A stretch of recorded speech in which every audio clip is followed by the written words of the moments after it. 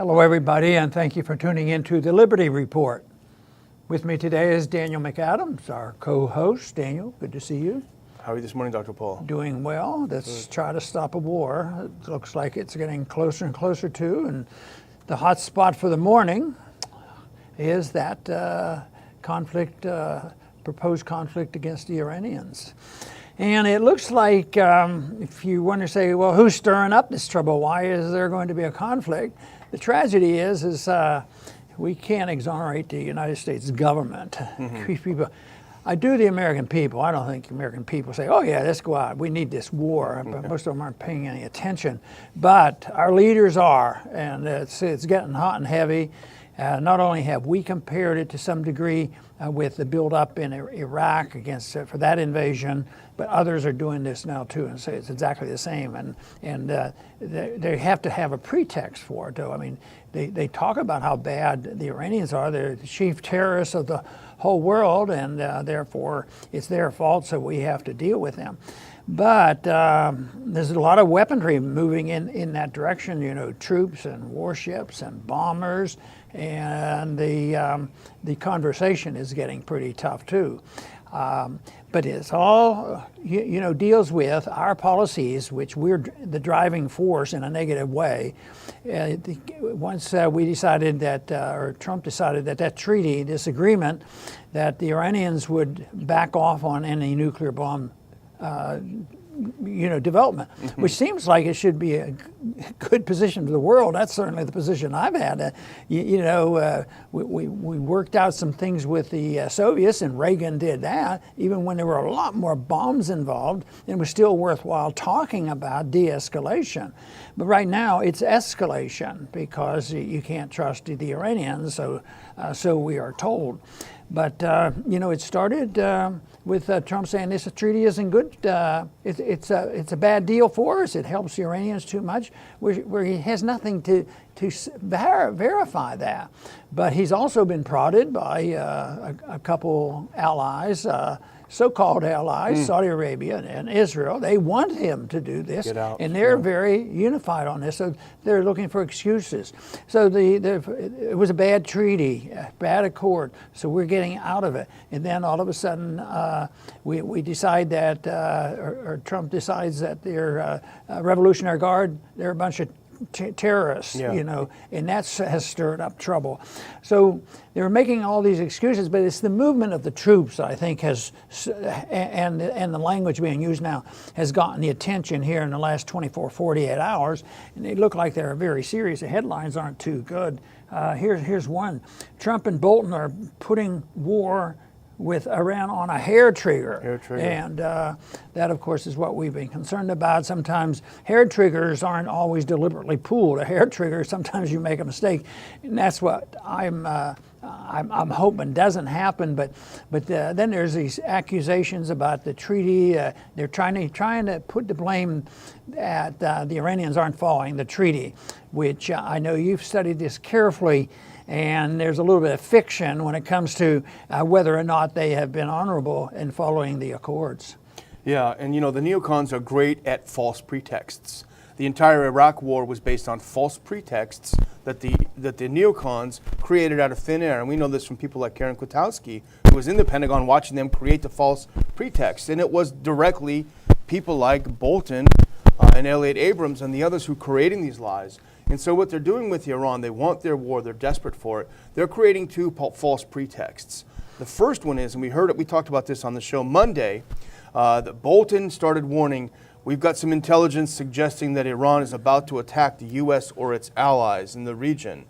And it turns out that afternoon, according to Israeli news sources, that info was handed them by the Israelis, that great intel, and the Israelis who want nothing more than a U.S. attack on Iran, so I think you'd have to treat it that way. They also gave us a lot of good intel on Iraq.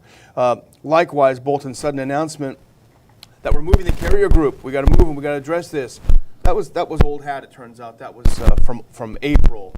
And the second pretext, which we'll talk a little bit more, and you touched on it, and that's our title too, trying to get them to push them to quit that deal because they know that the compliant media, just like they were compliant in the Iraq war, the compliant media, and they're already doing it. CNN's already doing it.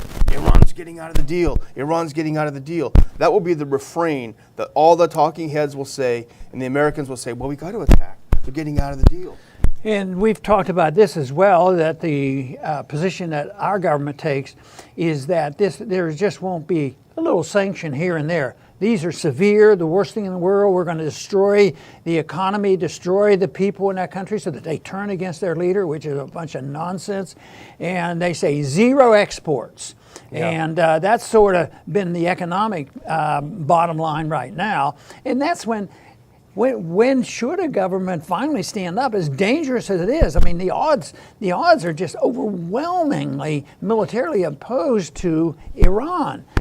When you think of the weapons that we have, and we have them circled by nuclear weapons, but they're trying to precipitate it, like you say, the Iranians to do something. Of course, the Iranians now are saying, look, if you do this and we're down to zero and we can't survive, we just might end up, participating in not having you go through the Straits of Hormuz. Yeah. And that's it. That's this issue. And then somebody will shoot somebody, and some ship will be sunk. Who knows where? But they're looking for that event. They're looking for that. Disgustingly, the neocons talked about a Pearl Harbor event. Yeah, and unfortunately they used one too. They want big events. They want to galvanize the American people, because right now the American people aren't paying any attention. They're not nearly as knowledgeable what's going on now with the Iranians as they finally became knowledgeable before Iraq, because in Iraq they were indifferent to it until after about a year of that propaganda. They find, oh yeah, we have to go after him because he's part of the 9/11, that big event. So that is a tragedy. They're keeping working on it. It's always, working on that pretext, and it's such an evil position. There is no desire, any goal to give 1 inch. And what is hard to understand is that they don't seem to take into consideration how dangerous this is. We get in these wars, and then they last 18 or 19 years. Well, maybe we're spending too much money, and they still don't weigh the real cost of human tragedy. Well, it's getting a little expensive. We're getting tired of this. But no, let's start another one. So the neocons don't deserve a position in our government, in the position of policy, and they are very, very powerful. They're connected, are part of, the media. They're part of the Republican Party, the Democrat Party. Yeah. They're part of the establishment, the real bureaucratic establishment in the CIA and the FBI, and even the politicians who might have a desire to clean it up. It is pervasive, and right now they're in charge of the foreign policy. Yeah, there's no question. And you mentioned earlier in your segment here about sanctions and about paying, and we have actually a graphic. This displays it better than anything. If we get this up on the screen and have a look at what's happened, this is from the Central Bank of Iran and the IMF, put out by the BBC. And you can see here when it says nuclear deal implemented, sanctions lifted in 2016. Look at that big, huge blue line. A lot of GDP growth for Iran. Things started doing well. Also a lot of growth for Europe, by the way. And then look over toward the right-hand side, U.S. sanctions reinstated. Just a punch in the gut to the Iranian economy, putting him in a crisis mode. Can you imagine if something happened like that to the U.S., if the Chinese directly did something to just put our economy in a tailspin? We'd be ready for war. But we can use a perfect analogy with Venezuela. Yeah. They had a lousy economy. They weren't doing well, and they had their real problems, and they needed to deal with them. But a couple of years ago, we put on the sanctions, and things just crashed there. And then they say, see, it's all that guy's fault. But there was the fault of a bad economic policy. But if we have a downturn, or when we have a downturn, they can't say, well, it's all Trump's fault, or all Obama's fault. It's the fault of policies, long-term policy. So the conditions, whether it was in Iran or in Venezuela, it's these sanctions that do have an effect. It isn't so easy to get around them. That's why just rooting for the underdog means, why can't they have an alternative route, but right now it doesn't look like they're likely to get an easy alternative route, mainly because those allies that we've been defending for 50 years in Europe, they're not much interested in doing it. They're interested in penalizing the Iranians and kowtowing to the United States government and to our bureaucracy because we take care of them. Yeah, it's a lot of cowardice on the part of the Europeans because they announced, oh, we'll put a mechanism in place where we can continue the trade, so we can stay in the deal even though the Americans are out. They've been dragging their feet. They've introduced some system doesn't work very well, but the Europeans, anyone who stays in the deal is obligated by the deal to give some relief to Iran if they suffer penalties from someone out of the deal. And this is one of the other reasons, the pretext that we were talking about, is that Iran announced today, actually, that it's going to take a couple of moves in the deal. One of them is going to keep some of this enriched uranium that it was obligated to sell beforehand and keep some of the heavy water. That's the first stage. And then they told the Europeans, okay, now you got 60 days before we do the second stage. If you don't do anything to give us the relief you're obligated by the deal to give us, then we're going to go ahead and we're going to enrich on our own up to medical grade.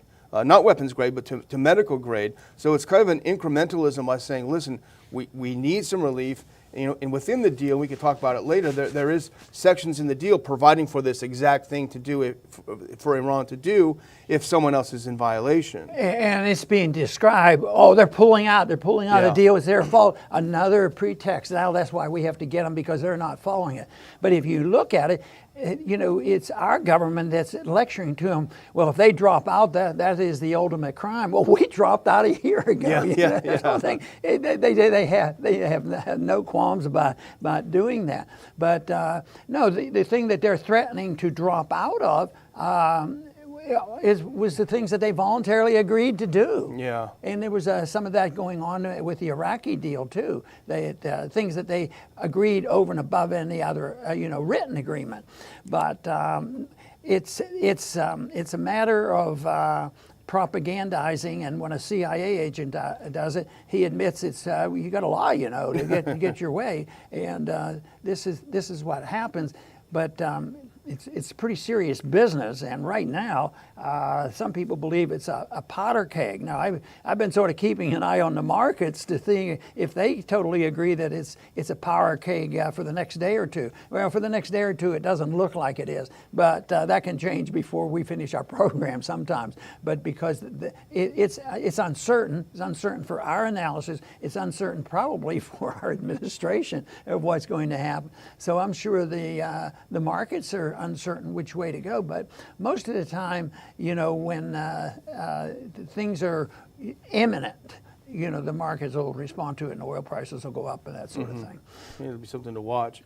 I spent some time this morning going through as much of the mainstream media as I could look at, from BBC, ABC News, CNN, everywhere I could see, to see if there was an explanation as to what exactly Iran announced it was doing today. Nothing. The only thing was they're pulling out of the deal. And it went to our old friends at Moon of Alabama, who thankfully do some deeper analysis, to point out that this is completely within paragraphs 26 and 37 of the JCPOA deal. And that is that Iran is within its rights. Paragraph 26 said, Iran will treat, this is part of the deal that they all agreed on, including the U.S., Iran will treat reintroduction or reimposition of sanctions as grounds to cease performing its commitments under the deal in whole or in part.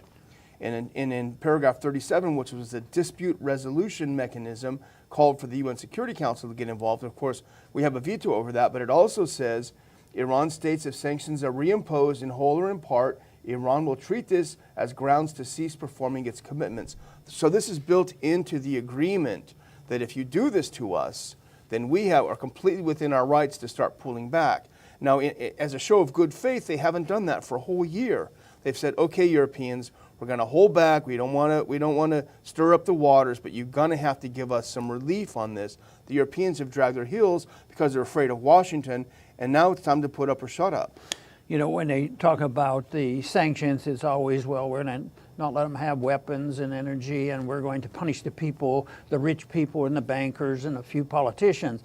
But the whole thing is overall, when these countries are attacked like this by our sanctions, the group that probably suffers the most are young people, poor people, people who need medications. That was true. Tens of thousands or hundreds of thousands of people died in Iraq, with our bombing and our sanctions. And that, of course, is, and I admit how bad Venezuela has been, but it was made much worse, and a lot more children died. And they figure, well, this will, I'm sure this is what they calculate. They say, well, if the American people hear this, we just blame, the current leader, and therefore they will support the military overthrow because the children are suffering. And I wouldn't put it past them that they reason in that direction. Well, if the children die, then this is going to put pressure and sympathies on the American people, because they'll say, look, the children, I remember how they, leading up to the Iraq War, how Saddam was taking babies out of incubators and letting them die, and it was all a flat out lie, This is the whole thing. So the children do suffer, but that usually, they never put sanctions on the children. They always put sanctions on some controversial person or somebody that's made a lot of money, or he's a politician, something like that. But you're right, though. That's crazy. There's a bad guy over there doing bad things, so we're going to do even worse things to the people. But the other thing that we haven't touched on yet, what I think is sort of important, and it's one of the puzzles that fit into this important piece that may well come together in the next few days, we don't know. But Pompeo was supposed to go hang out with Angela Merkel in Germany, have a meeting with her. At the last minute, he says, no, I can't make it. And nobody knew what was happening. The journalists on the plane with him, they didn't know where they were going. So he lands in cover of darkness in Iraq. 16 years after we liberated, they can't even, as Trump said earlier this month, we can't even land with the lights on. So that's a great success. He landed in darkness. He stayed less than 2 hours.